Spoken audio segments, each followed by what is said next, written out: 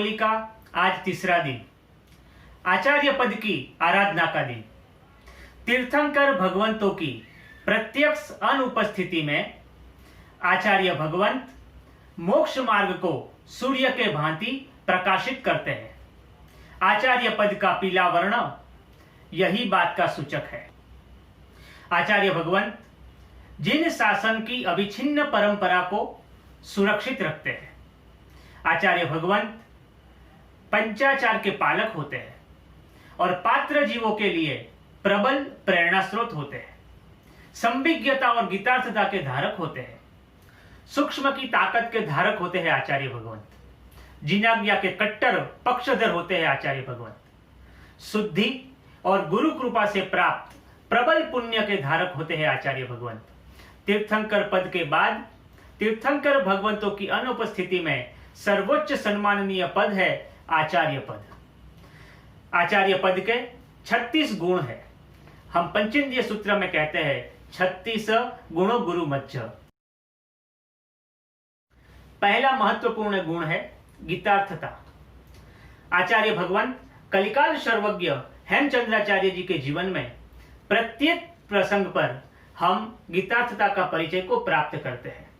स्यादवाद के सिद्धांतों को जीवंत रखते हुए सभी प्रकार की समस्याओं का हल गीतार्थतापूर्ण मार्गदर्शन के आधार पर कलिकाल सर्वज्ञ जी ने हम सबको दिए थे। वो चाहे कंटकेश्वरी देवी का प्रसंग हो या आरती के समय कुमारपाल महाराजा के प्रतिज्ञा का प्रसंग हो। गीतार्थता गुण के धारक अनेक महात्माओं आज भी जिन शासन में विद्यमान है।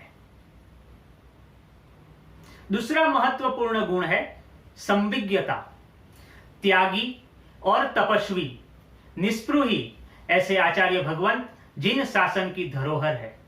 अकबर प्रतिबोधक हीर सुरीश्वर जी महाराजा एक विशिष्ट तपस्वी थे।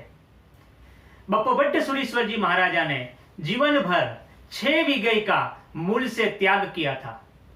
आज भी ऐसे अनेक आचार्य भगवंत हैं जिनके तप को सुनकर हम न केवल अचंभित होते हैं बल्कि हमारा मन और आत्मा आचार्य भगवंत के चरणों में झुक जाते हैं। तीसरा गुण है सूक्ष्म की ताकत। त्याग, तप और जप के परिणाम स्वरूप जो आचार्य भगवंत में विशिष्ट प्रकार की शक्ति का प्रादुर्भाव होता है वह है सूक्ष्म की ताकत।